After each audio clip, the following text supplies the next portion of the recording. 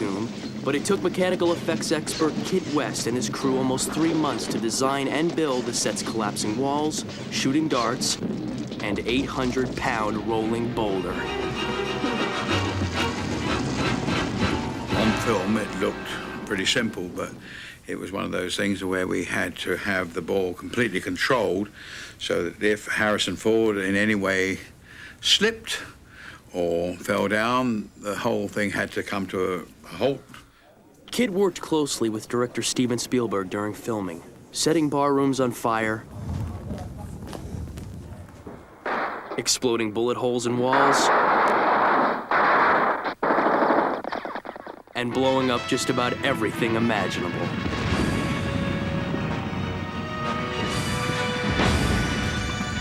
Those situations are relatively dangerous. You want everything to be very, very safe, but you also don't want to have to wait a huge amount of time to put the thing together and make it work. Kit was always very, very fast and very efficient at getting the job done and not making a big deal out of it. On location in the Mojave Desert, Kit is setting up a large-scale mechanical effect for the action thriller Universal Soldier. The movie stars Jean-Claude Van Damme as a futuristic robo-soldier. The film's villains have pursued him to this remote gas station, where they find an explosive surprise.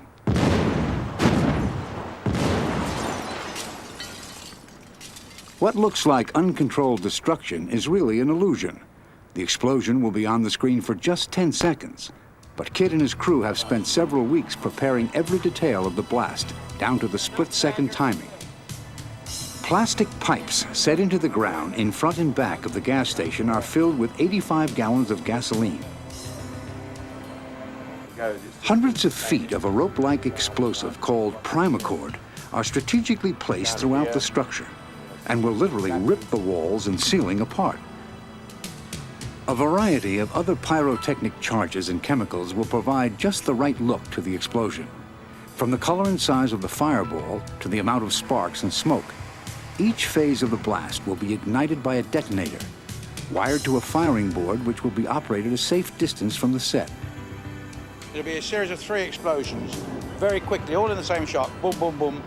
Kit has choreographed the blast so that the gas pumps go first, followed by the bathroom, and finally the mechanic's shop.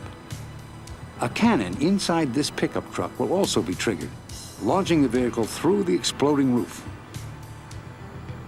The set is cleared, and a final check is made to ensure all the explosives are properly wired.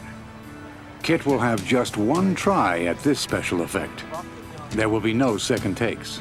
And roll cameras. Speed.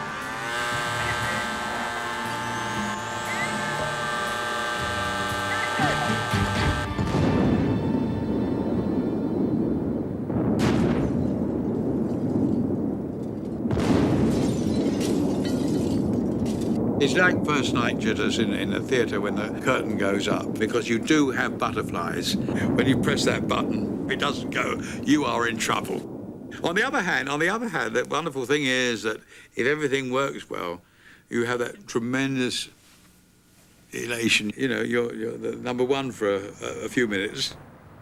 While spectacular effects like Kit's explosions are a staple of action pictures, mechanical effects actually have their roots in comedy.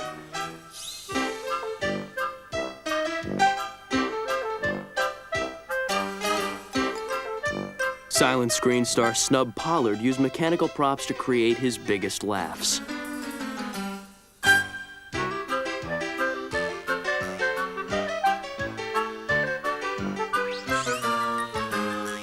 Buster Keaton employed mechanical effects to place his character in comically precarious situations. These effects became known as gags, a term still used today. And perfect timing remains the key to pulling them off. Roll plate, roll camera. Rolling, and here we go, and... Leslie Nielsen, a.k.a. Lieutenant Frank Drebin of the Naked Gun series, is carrying on the tradition of Keaton and Pollard.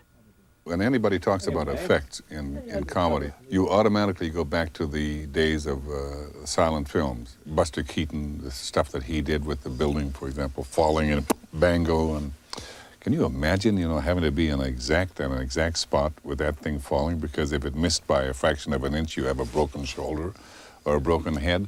But what you do for the comedy, but that was an effect. The signature of the Naked Gun movies is the opening sequence, when Nielsen's police car, with the help of mechanical effects, takes a wild detour.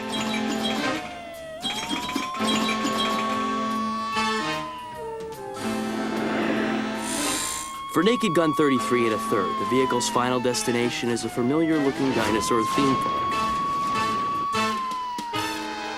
The gag is being staged by Director of Effects Photography Sam Nicholson at Stargate Films. Our police car jumps through the big electrical fence outside the park. We've dived through all these trees. We've had to make essentially a roller coaster for the camera. The top of the car and the camera are mounted on a remote-controlled trolley and launched on a ride through the jungle set. But that's just the start of the gag. As the camera emerges from the thick foliage, a tyrannosaur claw rigged to a pulley system will come crashing down on top of the car. And action.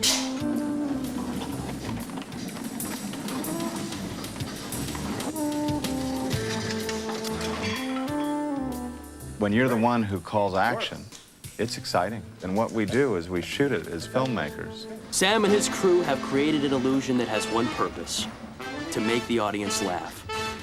Filmmakers also use special effects to push an audience to the edge of their seats, as producer GALE HURD has done in many of her movies, including Aliens, The Abyss, and the Terminator films. The first time that I remember a special effects nightmare was on the Terminator. And we had Arnold Schwarzenegger. He had to put his fist through a windshield.